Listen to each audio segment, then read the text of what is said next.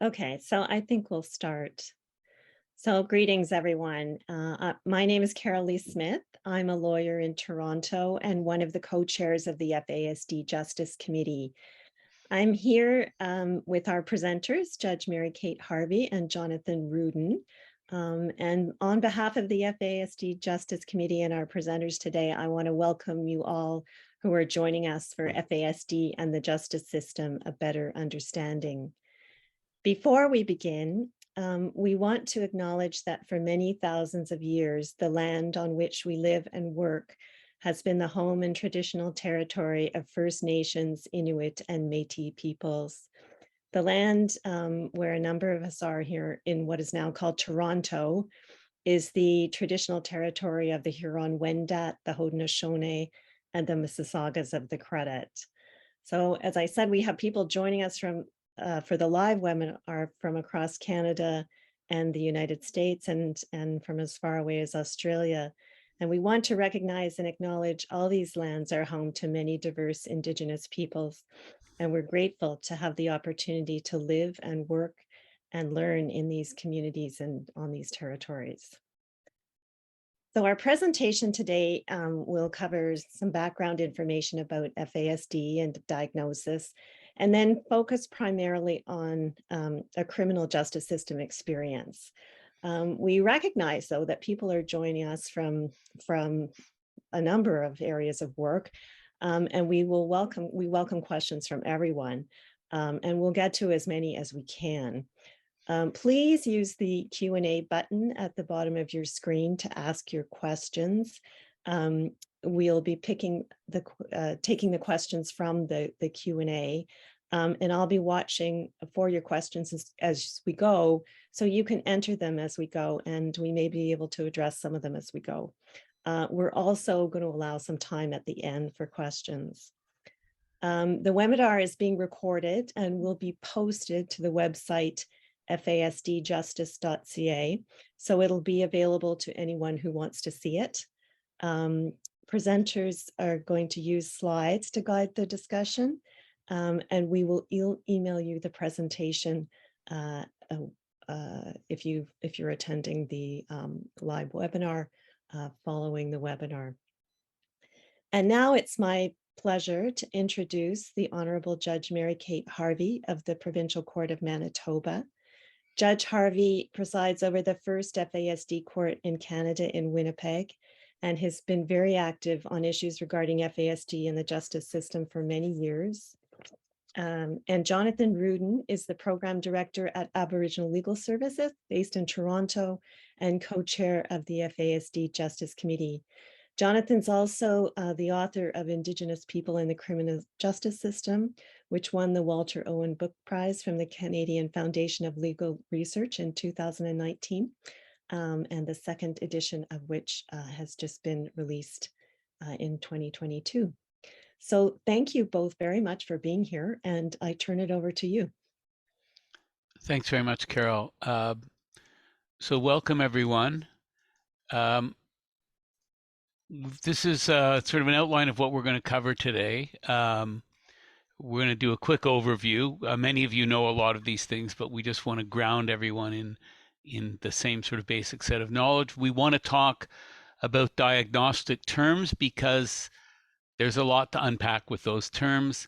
We're going to talk about why having an FASD makes a real difference before the courts, some tips about working with the client with FASD, specific discussion about statements made to police, bail and probation conditions, to talking about creative solutions, issues specific to examining or cross-examining someone affected by FASD, and accommodations in court for accused offenders and witnesses with FASD. And just let me make this point, and Mary Kate made this point to me when we were talking about this.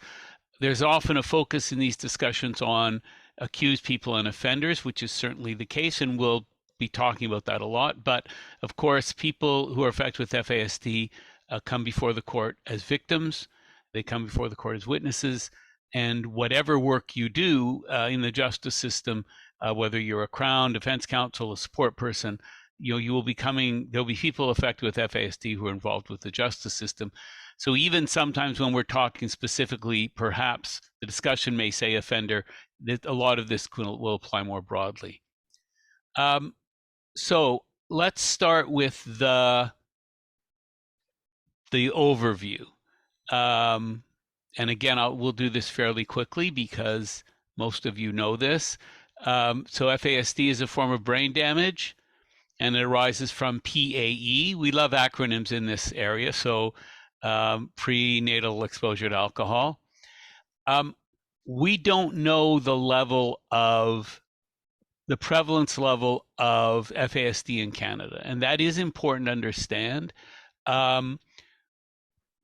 Let's see, 15, 20 years ago, I think Public Health Canada estimated that 1% of children born every year are affected by FASD, but the more updated stats show it's about 4%.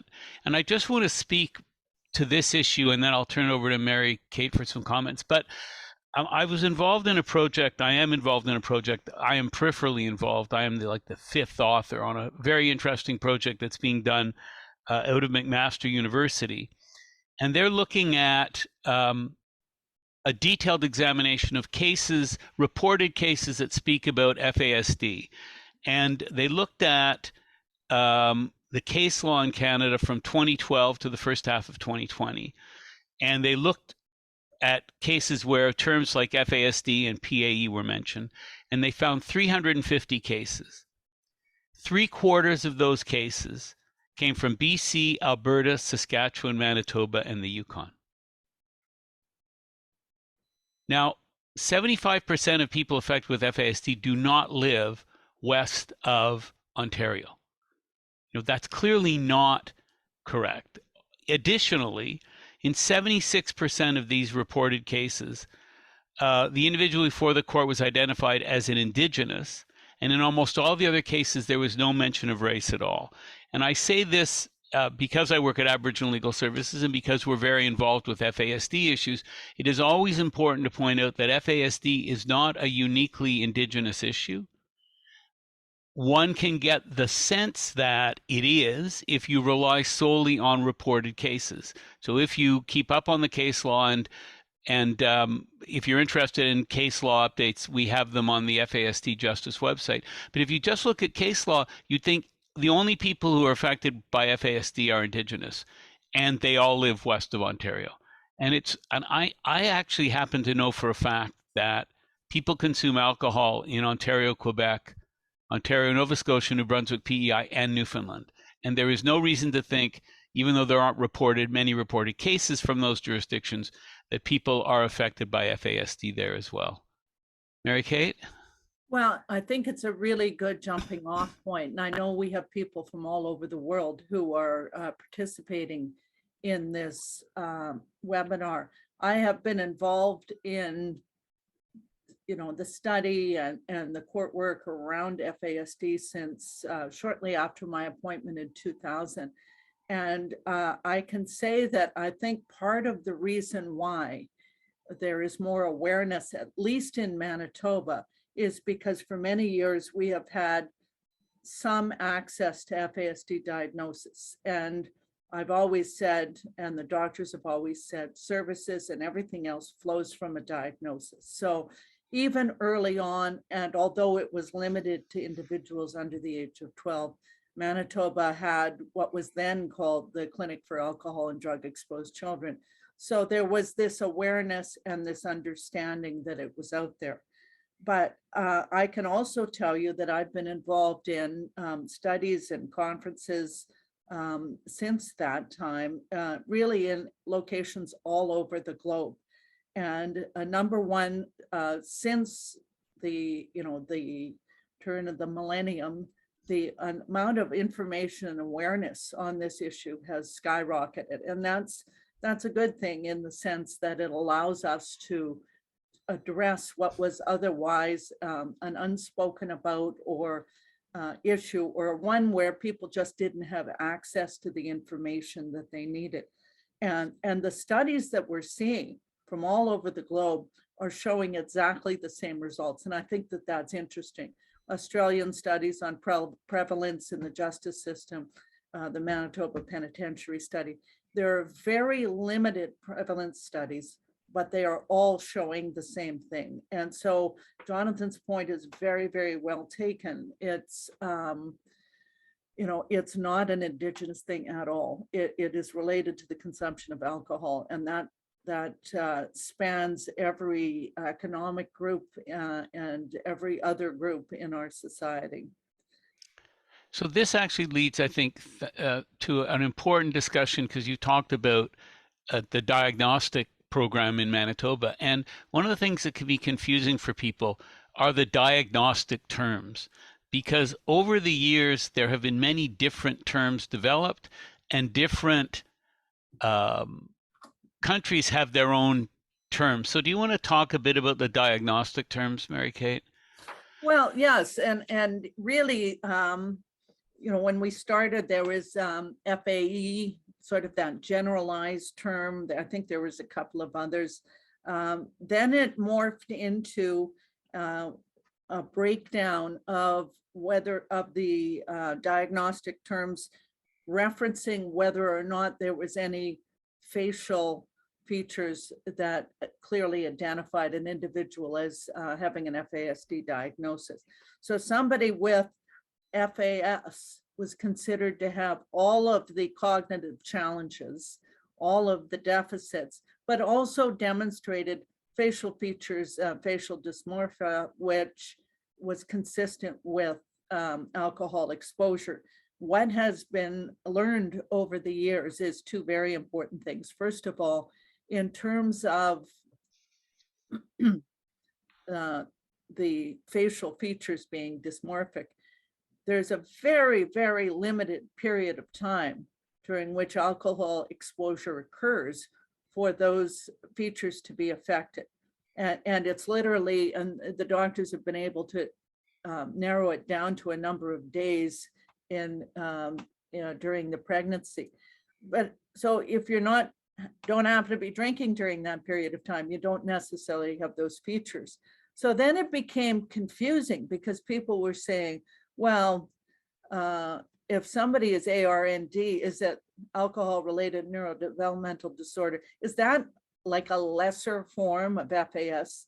And so in order to get away from that, what the diagnostic guidelines now have turned to are two terms: FASD with sentinel features, or FASD without sentinel facial features. So that really tries to clarify that whole issue.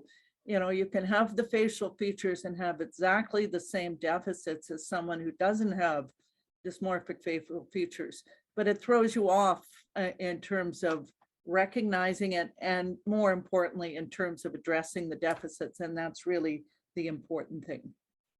Yes, in relation to that point, I remember when I first started going to conferences, people would say, maybe 20% of people have facial features. And now, as the diagnostic ability gets better, we realize it's a much smaller proportion of people who have the facial features, the sentinel facial features. And so when we talk about FASD being an invisible disability, it really is an invisible disability. And this is why it poses such a huge challenge to the court, is because the courts move so quickly.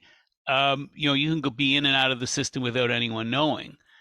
But the other thing this points to is this issue about a diagnosis, because FASD manifests itself so differently in people. And so sometimes you'll have counsel say, my client has an FASD diagnosis, but they don't actually have the diagnosis in front of them. And it's not always wildly helpful if all you know is the person has FASD. And I wonder if you can speak to your experiences on the FASD court and more generally on that front. Well, I think it's critically important to recognize this right out of the gate. I also think that there's a concurrent thing that needs to be addressed. There's a lot of stigma around an FASD diagnosis, and there's a lot of individuals out there with an FASD diagnosis who are doing just fine. They're not involved in the criminal justice system. They're living productive lives. The diagnosis was made earlier on so that the deficits are identified, personal modifications have been made. And, in that respect, it's a good thing that it's invisible, because they've been able to live a very healthy, productive, happy life without any stigma attached. But for those who get involved in the justice system, the invisibility is a real challenge. And the FASD, Jonathan and I have talked about this, where lawyers stand up and say, my client has this diagnosis. It doesn't help us, because the diagnosis and the deficits depend on the timing and amount of the alcohol exposure. So that person A may come before the court with certain deficits in terms of different brain domains, executive functioning, other things, where another individual may come forward with an FASD diagnosis with completely different brain domains affected, completely different deficits, completely different needs. And so using the term is nice, but it really isn't particularly helpful. And so we have been moving towards saying to counsel, and we're going to get to the case law in a minute, but saying to counsel, you need to tell us not just that your client has an FASD diagnosis, but what are the deficits? Get us the information so that we can modify what we're doing, so we can take into account the deficits, not just in the offending behavior, but in the sentencing process. Yeah, we've certainly seen cases where if all you say is the person has FASD, what that really does is it puts everyone in the room, particularly the defense counsel, the Crown, and the judge, if they don't know a lot, into all these places where they have their little stereotypes or assumptions about FASD. And so someone will say, if we've seen cases where if you say the person has FASD, the Crown might say, well, they can never control their impulses. I would say no jail, but now we have to say jail because the person can't control their impulses. But we don't know that that's the case. Without a diagnosis, you don't know that's the case. And as, again, most of you know, the FASD manifests itself so differently. Some people have a very high IQ, and their verbal skills are excellent, and they can carry on incredibly sophisticated conversations. Some people have real challenges, but without knowing how FASD manifests itself in the person, including their strengths and their weaknesses, it's important, and we'll talk about this more, that it's not, people are not just deficits, but that's what's necessary to meaningfully take FASD into account. Now, the last bullet point here is, what if there's no diagnosis? And I want to come back to that, but maybe we could just talk about the case law that you referred to, Mary Kate, and then Carol Lee, we'll see where we are with questions. But Mary Kate, you wanted to talk about the JMO case. Well, the case law in Manitoba, and one of the benefits of the program that we have in Manitoba, which we've been doing since 2004, it started with youth, and we teamed up with the doctors and multi-group to provide assessments to individuals who didn't have a FASD diagnosis. So now that information was coming before the court, it slowly filters its way up. And a lot of training in Manitoba with the provincial court, at least. I know there's been some at the King's Bench level, but these cases gradually wend their way up. And we've had 3 cases now, and JMO is the most recent coming out of the Manitoba Court of Appeal. And so what the Court of Appeal said is what we've been saying for a while, which is, you need concrete information if you're going to try and take this diagnosis into account. So the first step is there cogent medical evidence to suggest that person is dealing with a cognitive limitation such as FASD? And it's not just limited to FASD, but this has been a helpful test, I think, to guide us in terms of dealing with this population. If there is, what's the nature and extent of the limitations? So let's talk concrete. What are the limitations? Is there a nexus? Is there a link between those limitations and the criminal conduct? So for example, if somebody has an FASD diagnosis and breaches their court order, it's not necessarily because of the diagnosis. I mean, obviously we see a lot of administrative breaches, but you also have people who say, I'm not going to my probation officer. So it's very helpful for us to know whether there is that link. For the more serious crimes, and there are plenty of those, it's really, I think, critically important for us to understand the limitations and to turn our minds to whether there is that link. And if there is a link, then the third step is for the judge to turn their mind to how does that impact the moral culpability? What is the role of the diagnosis in the offending behavior? And so that's really what we've been trying to do in the docket that we have. We require people to provide us with information in advance.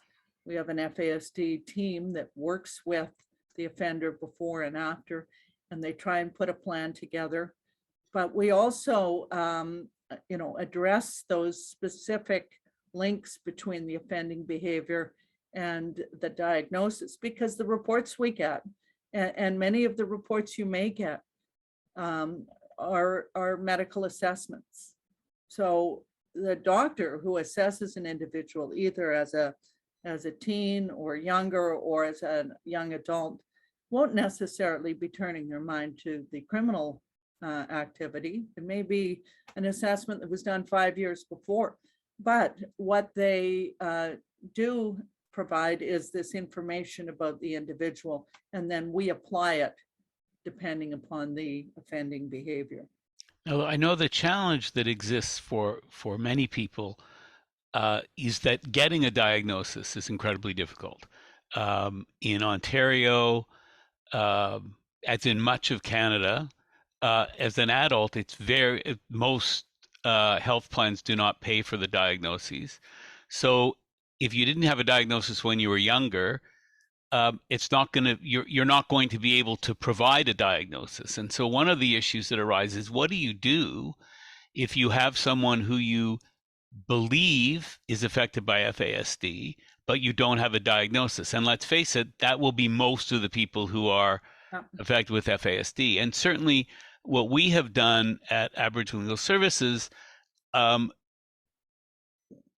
if we have information, we will present information to the court that might suggest that FASD plays a role without being able to be definitive. But if we know that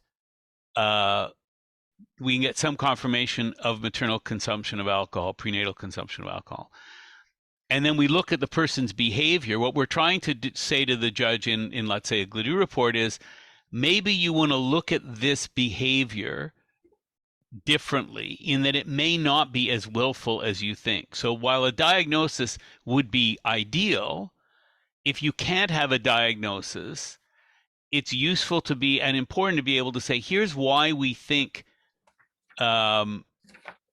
this might be relevant. And we're going to talk about this a little bit more a bit later in the discussion. But Carol, are there questions, or do you have any questions? Are there things that we should be addressing before we move on? I have one question, which I'll ask, but before I do that, there's an interesting comment in the chat from a participant who has experience with diagnosis. And he makes the point that the facial features may be subtle and not disfiguring, and people with sentinel facial features often look fine. So even with facial features, they're hard to spot if you're not a diagnostician. Well, not only that, but one of the reasons why the doctors try and encourage early diagnosis is because obviously the earlier you catch the deficits, the earlier you can make the accommodation. But also people grow out of their dysmorphic facial features. And so when Dr. Chudley did the study in Stony Mountain, I thought it's gonna be zero. There was a surprising number, in my opinion, of people who came back with a positive diagnosis, because you're dealing with young males, 20-something range. That's a tough population to diagnose, because information is less available. You know, the parents aren't necessarily around. Medical records are harder to get, and you know, the facial measuring is difficult to do. So yeah, there's no doubt about it that that comment is very fair. So the question that I had, and maybe you will get to this a little bit later, but in terms of access to diagnosis, and I wondered if you could speak to your own experience with that, and maybe your observations about how that may be different in different places, and also whether you see that changing. Yeah, I absolutely see it changing. When we started in 2004 with the Youth Justice Project, the cutoff age, funding wise, it wasn't the doctors, it was how the clinic was funded. The cutoff age was 12 for diagnostic services. So, you know, guess what? We started age 12 for criminal behavior. So that was tricky, because so during as part of the justice program, we had offered diagnostic services to start with on a pretty low level for age 12 to 17. And there was two interesting things coming out of that. There's a lot of uptake, a lot of demand. There was also a lot of people who already had an FASD diagnosis that nobody knew about. So when you think about alcohol and you think about its sort of larger effect, we know, I think, that addictions can be multi-generational, often dealing with, in my opinion, sometimes dealing with a mother who herself is affected, who is not just demonized for having this child who's affected, but really she's the person we're looking to for support for her child who's now in trouble with the law. And she really has her own challenges. And so she's trying to navigate systems where she may have her own deficits. So, you know, the more you can gather this information, the better. And what we found was lawyers weren't even aware that perhaps when their client was younger, they had this diagnosis. So we were getting a lot of demand. We were finding out kids were diagnosed already. So we were at least getting some of that information. And we've gone since 2004, when we started with one clinic a month, and now it's up to 4 plus a pilot project we're doing for young adults. And it's a 3-year project, 18 to 25 guys involved, male or female, involved in the criminal justice system. And it's really troubling, because what we're seeing for virtually all of them is this host of problems that we knew about, but didn't know about the underlying FASD diagnosis. So guys with IQ under 70, and therefore, as much as we don't like IQ, that made them eligible for services. They weren't accessing services because they didn't have the cognitive capacity to access them. They don't have any primary health care, let alone secondary health care for some of the secondary health issues that present. They're living under a bridge. You know, it's like, it's a mess. And it's hard to know where to start with that population, because with kids, you either have the parents or you have child and family services or somebody's involved, and there's this safety net that's there that just isn't there for young adults. And so these are the guys that are getting into trouble. They're living under a bridge. They're living in a bus shelter or in a tent city. They're sometimes committing some very serious crimes. They don't know how to access welfare. They don't have an address. They don't have any ID. Now, so when you say, okay, full stop, let's get this diagnosis, let's figure out what's wrong with this individual, then you can go forward on a planning basis to figure out what to do about them. The other thing that we see in Canada, because healthcare is a provincial responsibility, and so social services, all these differences. So in Ontario, for example, an FASD diagnosis on its own, with regardless of IQ levels, will qualify you for an enhanced welfare, or ODSP, what they call it. But yes, it's a real challenge. And we have a very small project at Aboriginal Legal Services where we're able to do diagnoses for adults because we have some funding to pay for the agency to do the diagnoses. The process is getting easier. We're able to do them now remotely. We have an iPad that we can give to the person. They can, but we need to figure out nationally how to try and ramp up the diagnostic services, because it makes, as Mary Kate says, it makes such a huge difference. And I'm hoping that some of the things that come out of the FASD court, some of those lessons are going to be picked up eventually by other courts, and that may have an impact on the justice system. But there's no question that it is a real challenge for people to get a diagnosis, particularly as an adult.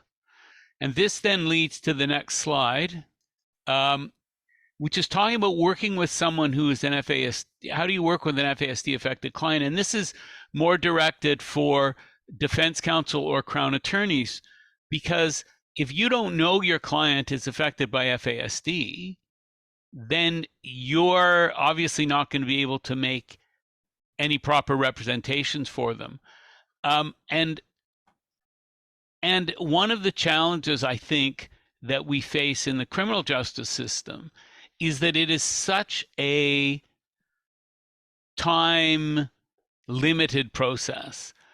We often ask, defense counsel are not paid to spend a lot of time with clients. Crowns are often have a lot of cases. They don't spend a lot of time with witnesses. You don't know the person. And so lawyers, plus I'll say there may be a self-selection for this. Lawyers like to talk a lot and aren't great at listening, and love to say a lot and then say, did you understand what I had to say?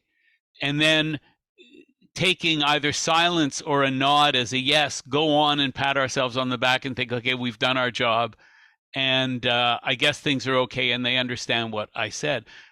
And of course, if your client is affected by FASD, that's not likely. And I think there are a couple things that we need to keep in mind. First of all, someone who is affected by FASD, whether they know it's FASD or not, even if they don't know they're affected, they know that there's something about them that they're not able to process things quite as well. But we do have a stigma. People, especially if you haven't been diagnosed, you will have been often, people will tell you you're stupid or you're this or you're that. And so people don't want to act like they're admitting that they have a problem. So you have that sort of shame issue. You also have this severe power imbalance. A lawyer, it's true that we use the term client, which sort of implies that the person has hired the lawyer. But the reality is that in the criminal context, the power imbalance between the client and the lawyer has all the power. Or if a Crown witness, the Crown has all the power. And so there is that power imbalance, which is also inhibiting for people. And so if you're not able to spend the time with the person to get a sense of whether they're understanding what you're saying, then it's going to be hard to know that your client's FASD affected. One of the things that I do suggest, that I try and do in my work, is I try and create an environment where someone feels comfortable telling me that they don't understand what I've told them. And in order to do that, I have to create a place where the person feels that they're not at fault. And they're not. It's not their fault. And so I like to say things like, because it's easy to say and it's true, I tend to talk very fast. I tend to use words that only lawyers understand. And often people, after they finish listening to me, don't really know what I said. And so what's important to me, if I'm speaking to a client, I'll say, what's important for me is for you to tell me what you think I told you, because I need to know if I did a proper job letting you know about things. So please tell me in your own words what you think I said. And it's important to ask people to use their own words, because people with FASD, one of their coping strategies is that they're very good at repeating back what they've heard and sort of telling you exactly what you've heard using the same words without necessarily them understanding what those words mean. But they know that that will get them out of this socially awkward situation. And so you want to create a place where people feel comfortable asking questions and understand that if they do, it's because you have not done your job, not because they're foolish or stupid. Mary Kate? Well, yeah, I think just a couple of comments along those lines that I completely agree with Jonathan. I'm not the only one that goes into the FASD court. There's a group of us that does. And I have about 1 million stories of crazy things that have happened in court and misunderstandings, and just to highlight how difficult it is, how difficult the process can be for people, even who have been involved multiple times. And so it's striking that balance of not making them feel stupid or talking down to them, but at the same time talking at a level and using language that they can understand and they can relate to. So just, going back to the beginning, the first question is, how do you know if your client is FASD? This is such a difficult topic if you don't have a program that offers diagnostic services, because it is, as we said at the outset, such a stigmatized thing, particularly if you're dealing with the mother. And I've seen situations where it has been raised in a really awkward way, and it just has the potential to drive the mother underground. And if she doesn't admit maternal drinking, then that's it in terms of an FASD diagnosis. You can still get other functional assessments or things of that nature. But this really is a vulnerable population. So I'm going to briefly share with you. This is from a pre-sentence report that was written. I refer to this from time to time because to me, this was done prior to an FASD assessment, which just shone a light on all of this. But it speaks a little bit to the negative personal self-view that many individuals have when they are undiagnosed, because they don't understand and can't figure out, how come everybody else gets it and I don't? And how come I'm always screwing up? So this young fellow named Donovan said that he'd been going to court for such a long time and had not missed many court dates. Of course, he had pled guilty to failing to appear. So he said he admitted he was lazy and always sleeps in, and said, I must have missed some. When confronted with his non-compliance and his bail conditions, he said, I was stupid, especially this summer. Donovan, says the probation officer, did not appear to have a good understanding of the time frames when the offenses were committed, even after it was explained to him. He seemed confused and said, was that before when I was in NYC that last time, or after I was in that other time? While he did not appear remorseful for his actions, but he did avow to get back on track. He does not appear to comprehend the seriousness of not complying with court-ordered imposed conditions, and couldn't explain why he continues to be non-compliant. Well, for two things come out of this. His self-description as lazy, stupid, things of that, which is not unusual. It's a sad byproduct of an undiagnosed individual with FASD. And it speaks to the probation officer, who you kind of get the feeling they're doing this, like I've explained it and he doesn't understand it, and why doesn't he do this? And I've told him, And it's just very difficult to work with this population if you don't understand what the problem is. So I want to move to the next. Just one thing before I was someone that I worked with for a long time. I was talking to him. He had a charge, and very articulate guy, and he was facing a charge. And I said, well, just don't listen to your lawyer and wait to see what the judge said.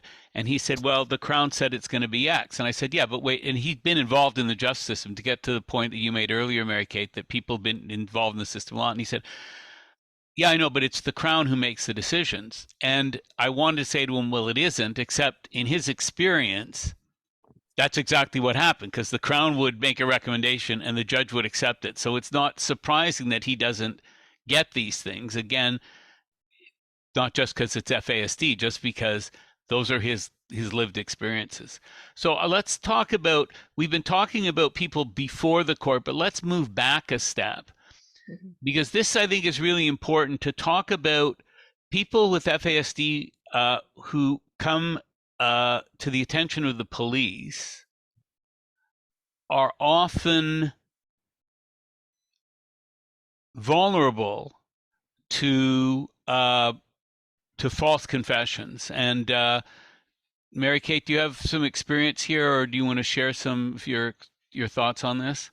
One of the very early cases, long before I was appointed, there was a young man in his early 20s who had an FASD diagnosis, but he was also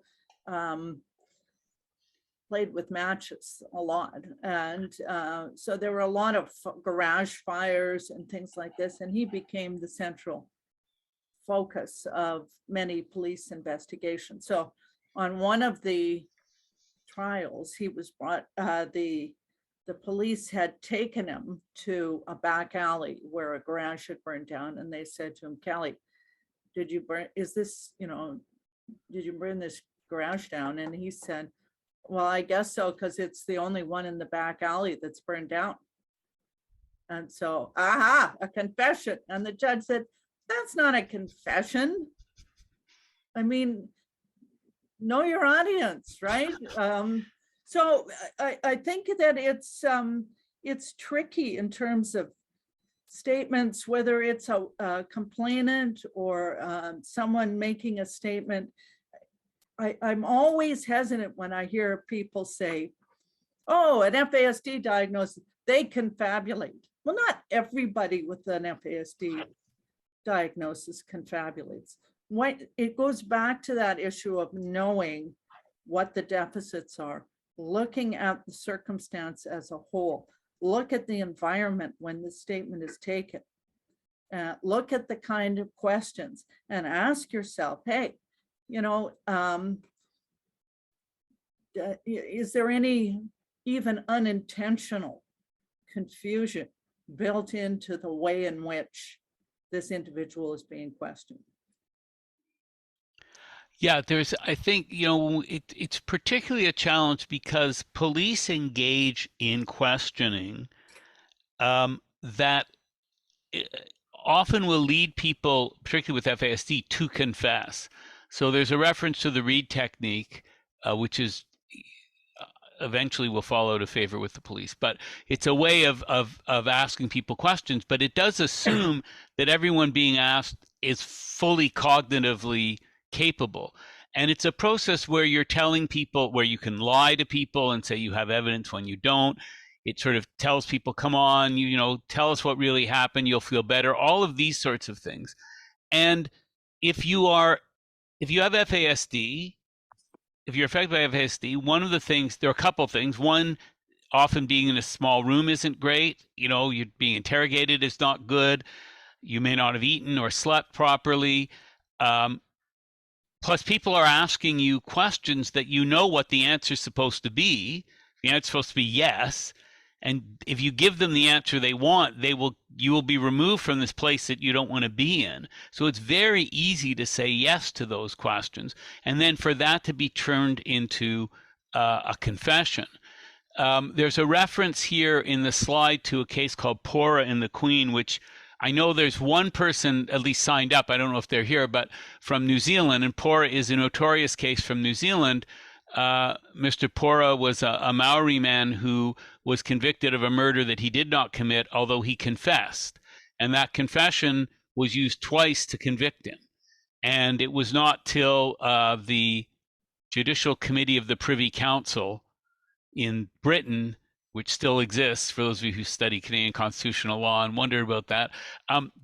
Once they realized that he had FASD, they realized these confessions are worthless. But there is we put such a value on confessions, and we think, because why would you confess to something you didn't do?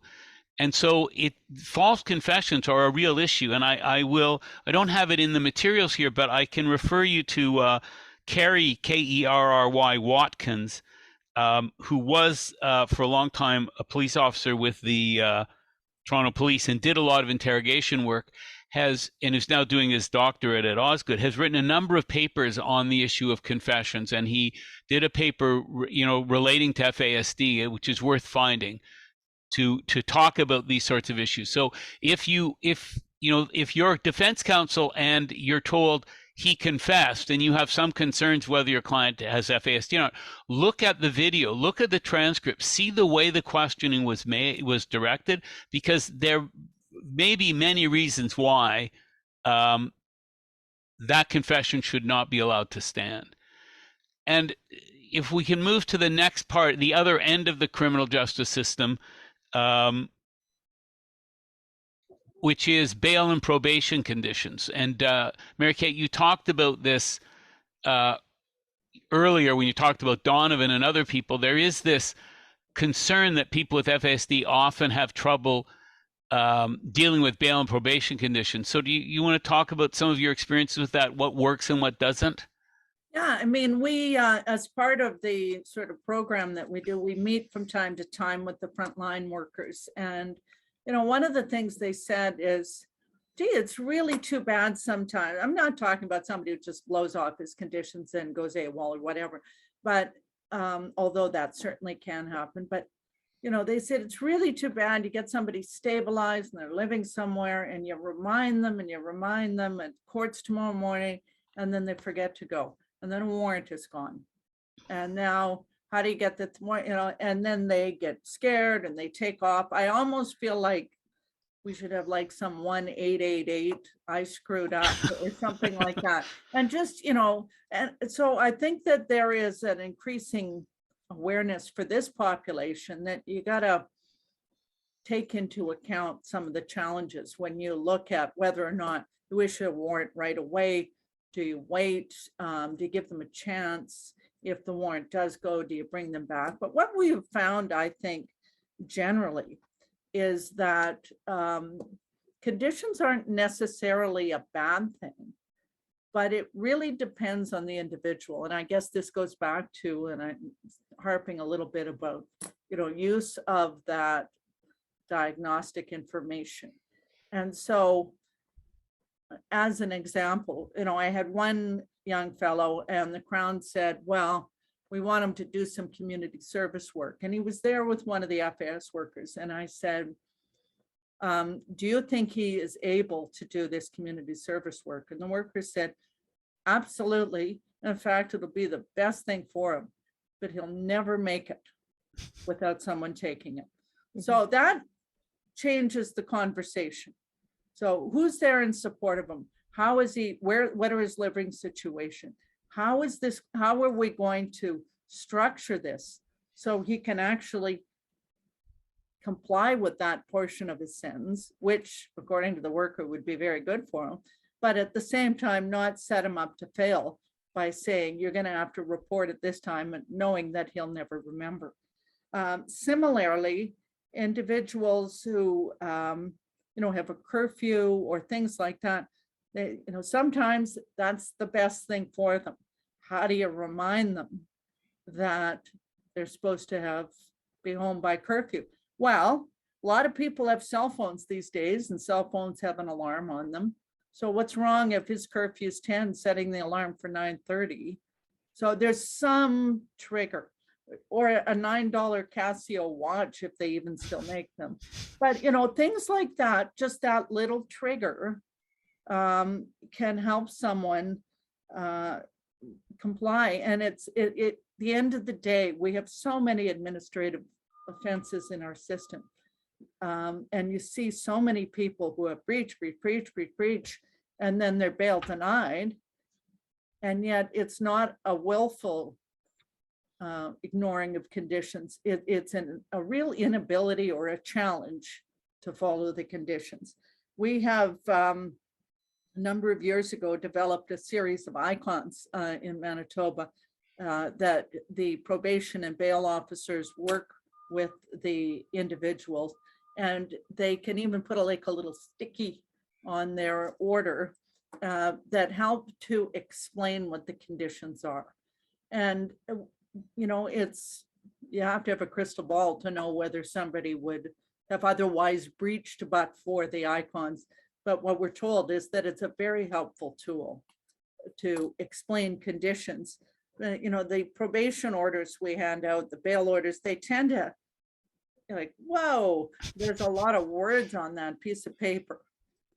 So we also have sort of a standard wording system in Manitoba, but even at that, it's a lot of information. And if you can simplify it and do something to help somebody remember, it can make a world of difference. So I guess my comment would be, ask the questions and deal with it, address it up front. Can he comply? If not, why not? Can we modify this in some ways? And sometimes it's just the smallest modification that'll make all the difference. Yeah, I think it's important that we make sure that someone explains, if the client gets a curfew, to take the curfew example, that if you say to your client, okay, you have a curfew, you know what that means? And they said, yes, I have to be back at 10. Okay, but how do you, that doesn't answer the question of, do you know how you're going to get back by 10? Do you know, so you need to spend a bit of time with on those things. So again, a lot of it is who's going to spend the time to explain these things in a way. And as you said, Mary Kate, a big long sheet of paper with all sorts of words on it are not often going to be helpful. The other thing that I do think that we found that often occurs, sometimes you'll have a client who will get a bail, who you didn't think would get bail or would get probation, and they get all these conditions. I do recommend everyone read the Zora case again before because it's a useful thing to remind yourself of. But you'll see all these conditions and you go, there is no way this person is going to be able to meet all of these conditions. And sure enough, they breach after 3 or 4 months. And one of the things that I think is important and is that, again, to try and change the narrative in the court process. So in court, when someone comes in with a breach, they're coming in with the stigma of failure.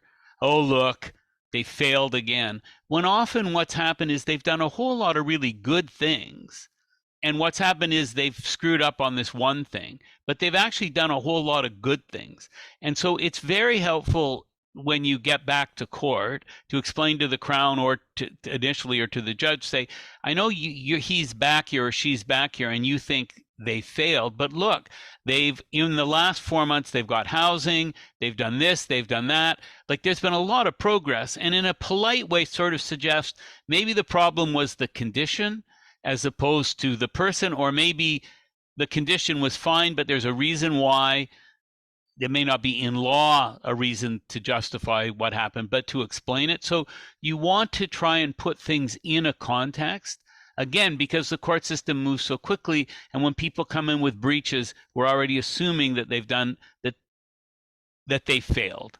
And that's not a helpful way to think about issues and not helpful for the individual. And I'll just throw in one thing, Jonathan. I don't know how it works across the country, although I suspect it's the same. A lot of the bail conditions, not the probation, but the bail conditions are agreed upon between the lawyers, and we never even see it.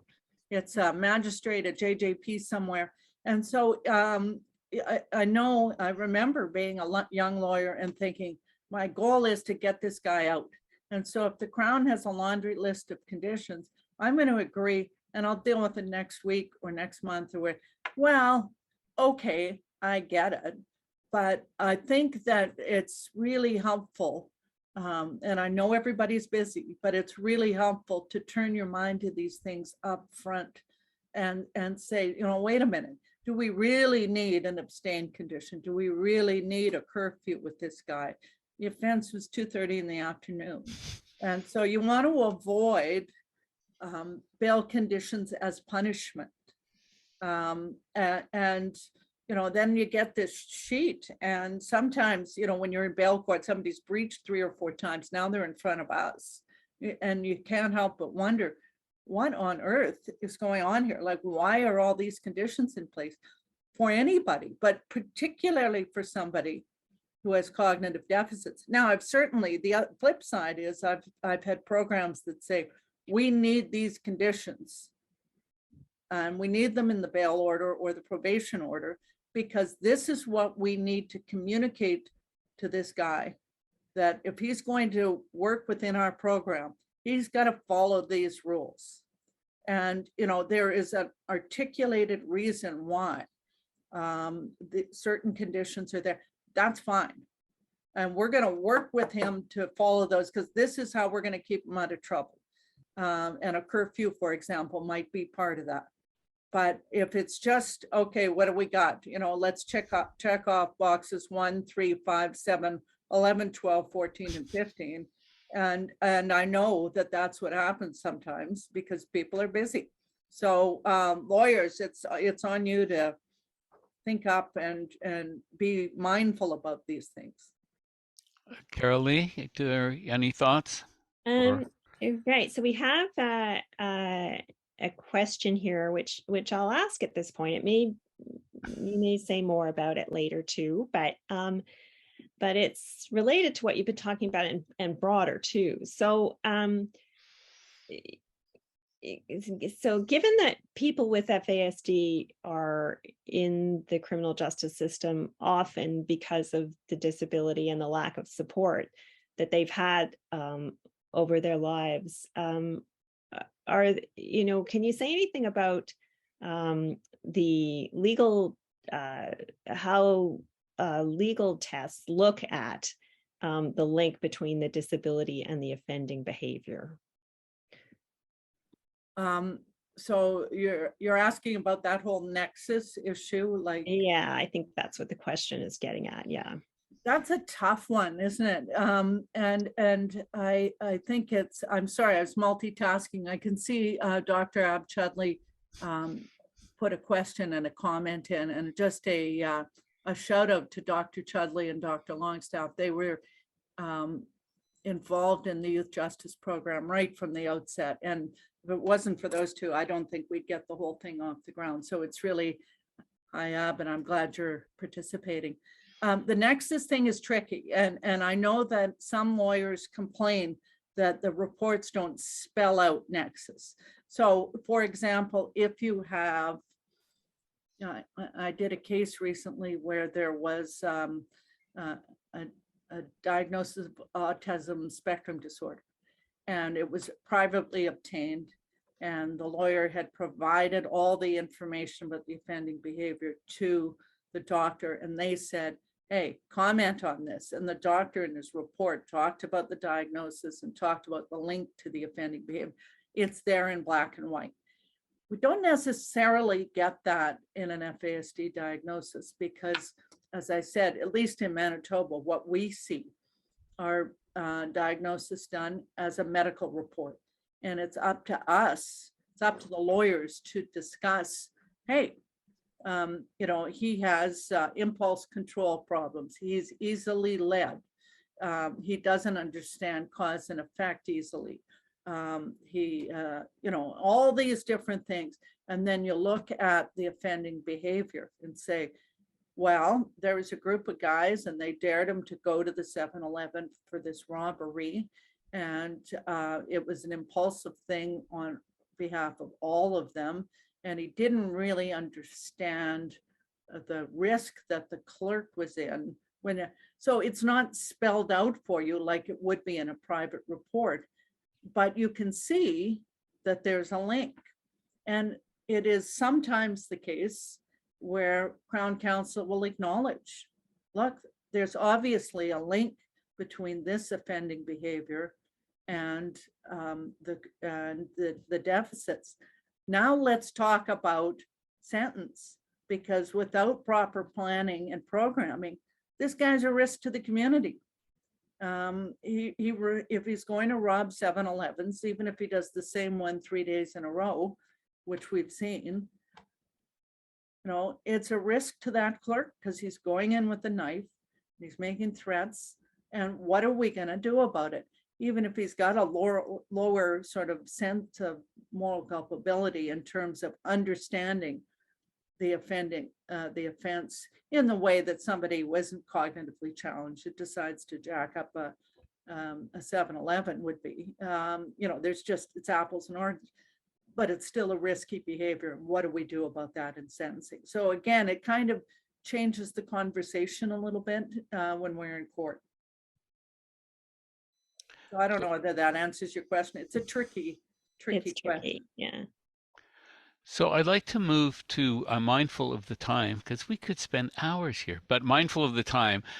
We've already talked about creative solutions a bit. So anyway, you're going to be getting the slides, but I want to get to the next one because I think it's important. And there are other questions I think we'll want to get to. We want to talk about examining and cross-examining someone with FASD, who's affected with FASD, because this becomes, I think, is often a big issue. And I will speak as a lawyer who is really bad at asking questions.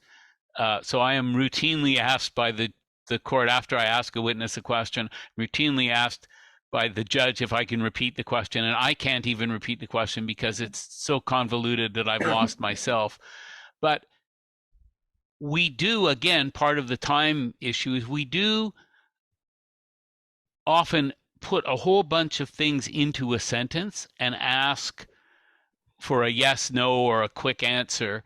And if you have cognitive deficits, if the person is affected by the FASD, putting too much into a sentence is not going to give you the answer that you want.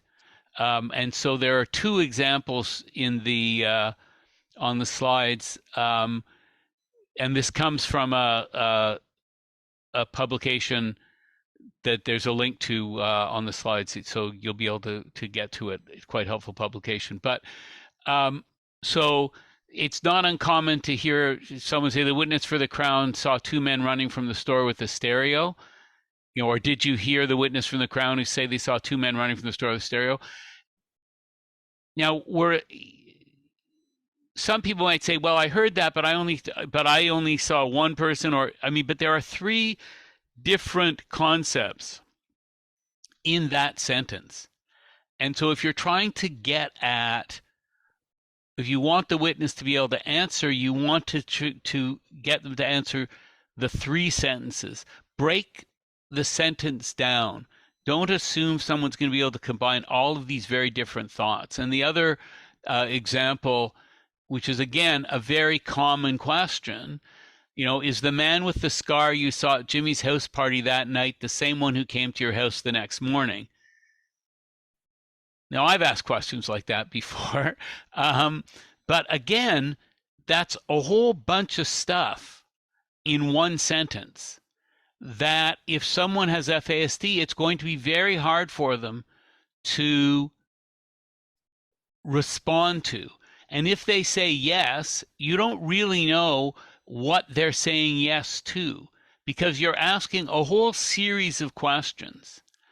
And a yes, if the person just says yes, we all in the court are assuming that you're answering this one question yes. But in fact, there's so many things entwined in it. If you really are concerned with getting the proper answer, you want to break the questions out. Mary Kate, do you have some comments on this? Yeah, I guess I would ask the lawyers in the crowd to reflect on the whole issue of an FASD diagnosis as it relates to a complainant or a witness. And it sort of feels like the next frontier, because we really don't see a lot of that in court. We don't see a lot of acknowledging of that. My sense of it is lawyers are still kind of afraid on either side of the equation, are kind of afraid to go there. And so if you have a complainant with an FASD diagnosis, is the judge going to immediately conclude, well, they fabricated the whole thing, or they aren't able to tell a story, or it's a bit unfair, I think, to the complainant, because usually, what you see are challenges with the kind of questions that Jonathan has sort of suggested. You also see a lot of behavioral problems in the courtroom, which if you don't have the information in advance that the individual's affected, then you're really at risk of interpreting the wrong way. So somebody's body language is just right off, and they're picking their cuticles and sighing and shifting, and they're rude. And if you don't know what you're dealing with, you can interpret that as, man, this person is just like a bad witness, they're a flake, So it's got nothing to do with that. They may be somebody who needs frequent breaks. They may be frustrated by their lack of ability to understand the questions or just answering and trying to get themselves out of there as quickly as possible. So I think you got to be kind of mindful of that, whether it's a witness or a complainant. I had one rape victim who really, I knew that I had been told that she had an FASD diagnosis, and she really came across poorly. And she was talking about things that really it was just high risk behavior the whole night. And it made you kind of shudder to think, well, I know what's coming because I've heard it. And she was the victim of quite a serious rape.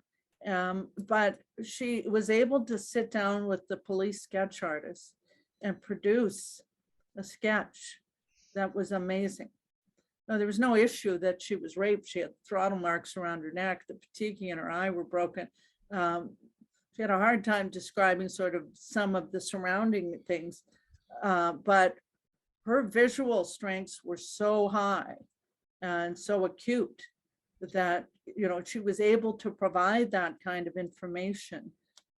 So it helped balance a little bit the information and help assess what was before me. So I think that that's something that the lawyers are going to have to start to turn their minds to, like, and part and parcel is education of the bench. I certainly understand that. I can understand why some people would be concerned about going there. Yeah, I think you're right that this is raising in many ways the new frontier. I mean, if you have a client who you suspect or is affected by FASD, you can't go into the courtroom going, boy, I hope they just can contain themselves for the 2.5 hours before the break, when that's not going to happen.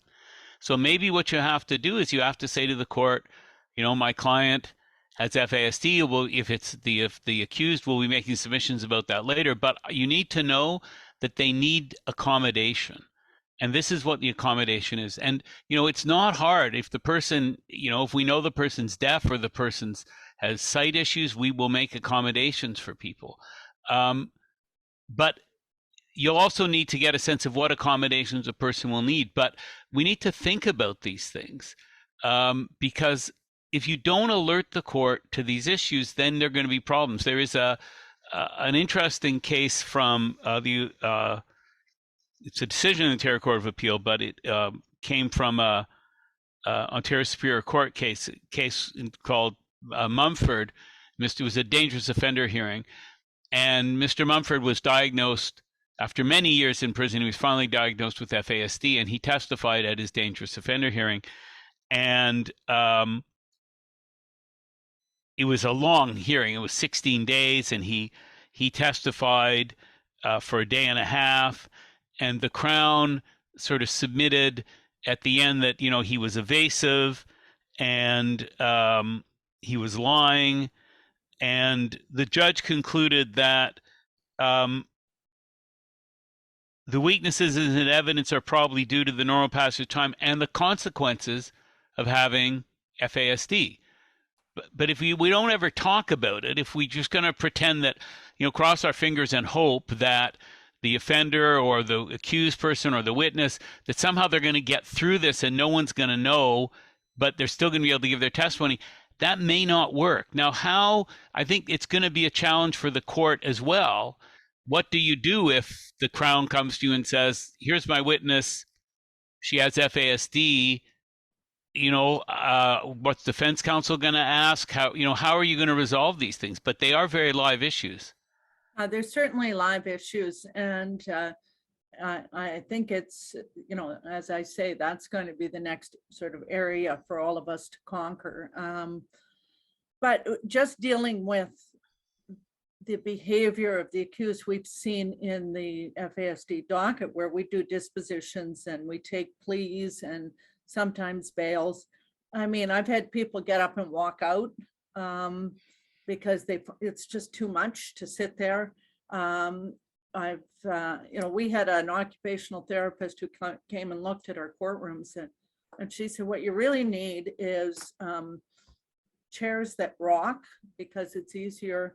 And we let them chew gum and play with things when we're talking to them. And we don't do that. Like, we don't let people chew gum in court.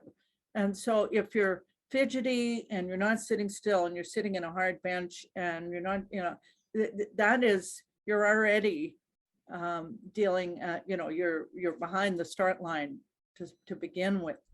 And then, the court has been very educational for us in terms of really how this manifests itself in a courtroom.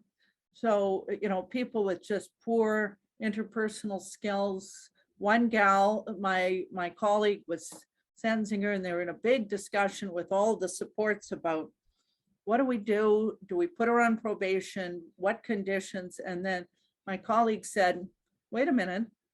Does anybody hear music? Well, this gal had long hair and she had earbuds in. And so they said to her, take the earbuds out. You gotta, it's your sentencing. And she said, huh? So, in a regular court setting, that would be frowned upon. It doesn't look good, but it's completely explained by her deficits. And then when they got her attention, then she was fine. She was engaged, but she just didn't know any better. So you take somebody with that level of, challenge and throw them into a witness box without explanation. I'm just saying, I deal with what you bring me, and it's not very good sometimes.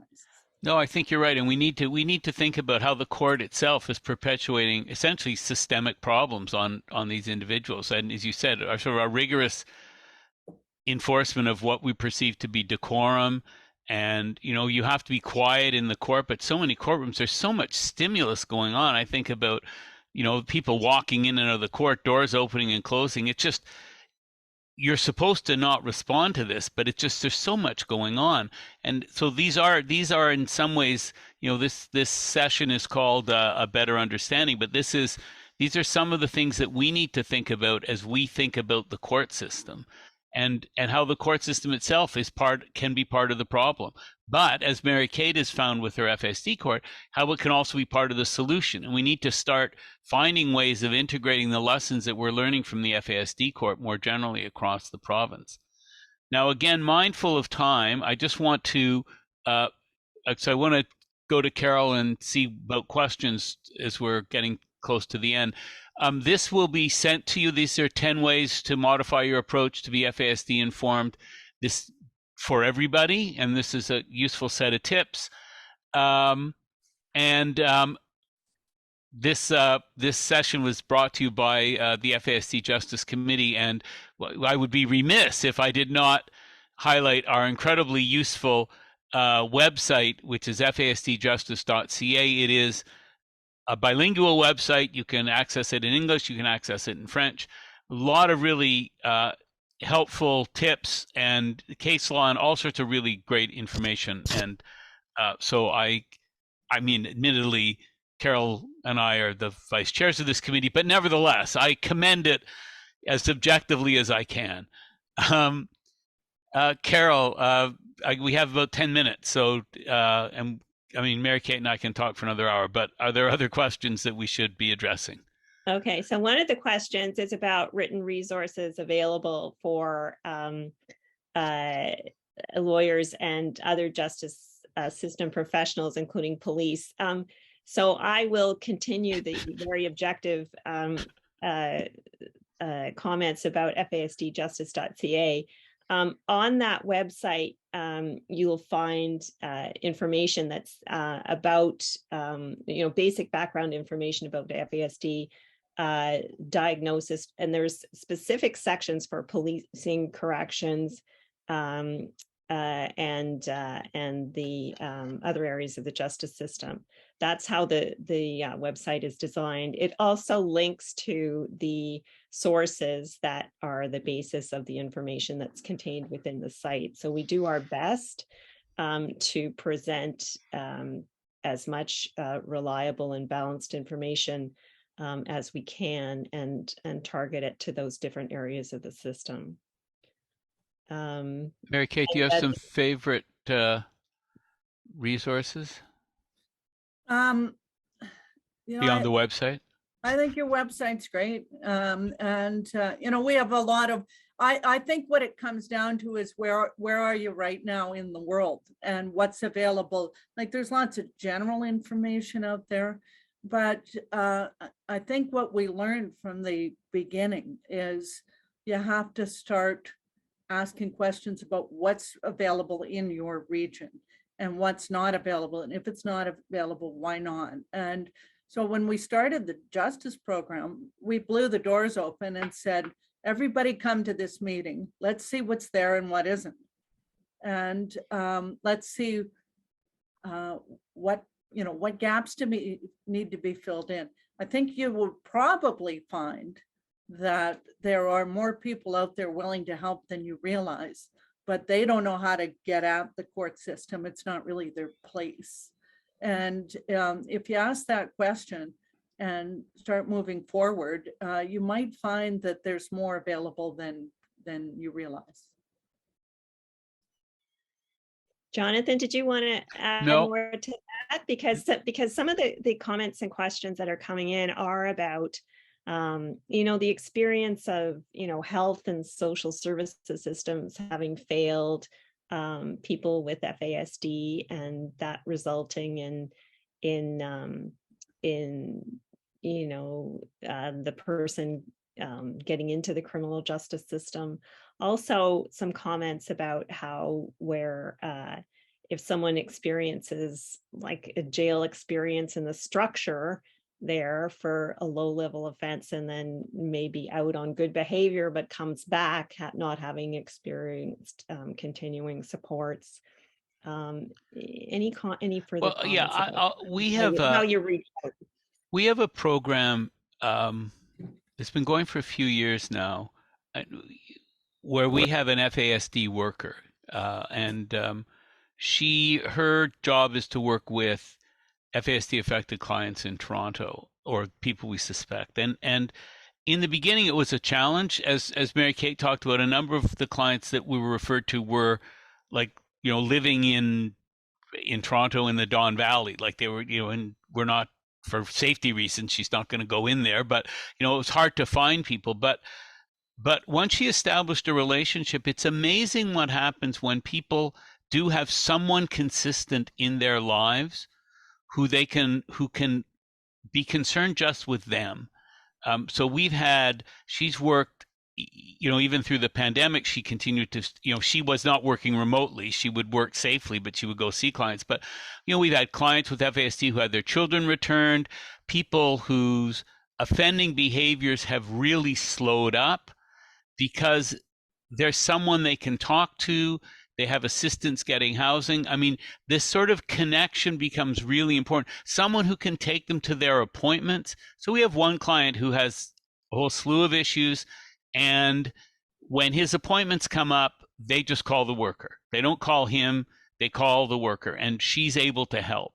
And that has made a huge difference. We've also started, which is an interesting, and we're going to keep working on this, some group activities like these.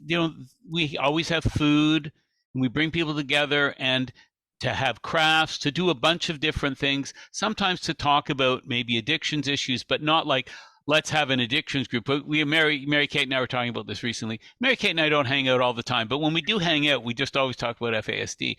But one of the challenges is that so many, there's this expectation that people go into group programming, and it's really hard for people with FASD to go into group programming because they have to be there at a certain time, and also often they're not going to get the social cues.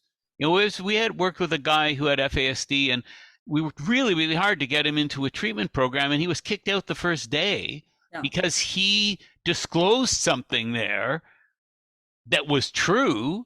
But it's like, no, man, you don't say that in this, you just don't say that. And so you need to find a place where people can work together. And so I want to pick up on Mary Kate's point. I think if you get a number of people together and try and identify who might have some strengths, even to say, here's a gap, and say, okay, who can fill this gap? And then you can go to a funding source and say, here, can we just have a worker? Let's just start with a worker and see what happens. Then you build on that experience, and it's not changing the world at once, and it can be frustrating to do it in this micro level, but you're making real differences in people's lives. I'll leave you with just a few thoughts, picking up on what Jonathan said. Number one, food is huge. You put a pot of soup on and people will come. They just will. And it's basic, but our probation, even the high risk offender unit, has said that's just a sandwich or a bowl of soup is critical to compliance. So this is about the justice system and FASD. So I'm reflecting upon what Dr. Chudley said in one of the lectures to our court for some of the youth that are going into the youth center. They say, he was sharing with us that, the day of their admission for some of them is the worst day of their life. For others, the day they're being released is the worst day of their life because they're going back into a chaotic situation. But I'll ask you to reflect on this. Our sentencing principles say, at their heart, general deterrence, specific deterrence. So general deterrence is sending that message out to the community. If you behave this way, this is how you will be punished. Specific is to the specific offender. If you do this with your background, this is the sentence you're going to get. So we have seen on more than one occasion individuals who are undiagnosed who are committing crimes to get back into the institution because their lives are chaotic. They don't have the supports. They can't figure out why they can't get along in society. And so when you think about that, it really sends the message that our sentencing principles aren't achieving the desired results. And so I guess we go back to the beginning, and at the end, we circle back to the beginning and say a lot of it flows from diagnostic services and capacity. And that's really where it all begins. And so if you want to advocate for something, that's probably a good thing to advocate for. All right, Jonathan, can you just go back to the 10 tips slide? We've had a request that hey, I was able to do that. To look at this again. I will also say that this is, you can find this 10 tips list on the fasdjustice.ca website. And also to remind everyone, we will circulate the presentation to everybody who is here on the live webinar following the webinar. And I'll just say as we're nearing the end, the first point is really a challenge in the legal system. I mean, I don't want to minimize how time is a precious commodity, and it's often measured out and paid for. And so it is a challenge to slow down. And I'm not minimizing the challenges for everyone in trying to slow the system down, because it is real. There is a need to move things forward. But if we don't change, if we don't start really thinking systemically about how we change, then we are never going to address these issues properly. And so we have to find ways to slow down. And certainly the idea of an FASD court, and now, Winnipeg's a wonderful place to visit, so you can all go visit Mary Kate in Winnipeg and see the court, as I extend invitations to people. But the fact that it exists allows people in other jurisdictions to say, hey, they're doing it there, we can try doing it here. And I think we need to, and the FASD court in Winnipeg is Manitoba's response, given its challenges and the abilities and the skills that people have. It will be different in different areas, but there's a lot of room, huge amount of room for creativity, and a huge need for creativity, because one thing we can all agree with is the system as it is now is not working. Great. Thank you. Thank you both so much. So I think it's time for us to wrap up. So I will thank you for Judge Harvey and Jonathan for sharing your experience and knowledge over many years, and for a very interesting presentation and conversation. Thank you everyone for attending and watching. I'm sorry we didn't get to all questions. But we will certainly keep in mind what you have been interested in focusing on, and what the questions that you've asked for future sessions. And we're going to be following up with all of you here on the live webinar for your feedback. So within the next few days, a very short survey will arrive in your inbox, and we ask you please answer the questions about your experience here, because it helps us understand what's meaningful to you and what's been useful, and to improve on what we've done, and also to give us ideas for the future. We'd also like to thank the Canadian Bar Association and the support for this webinar through the Law for the Future Fund. And thank you to Impact AV Solutions for helping us deliver it. Again, thanks to all of you who have joined us, and we'll say goodbye. All right. Thank you for having me. Bye-bye. Bye. Stay safe.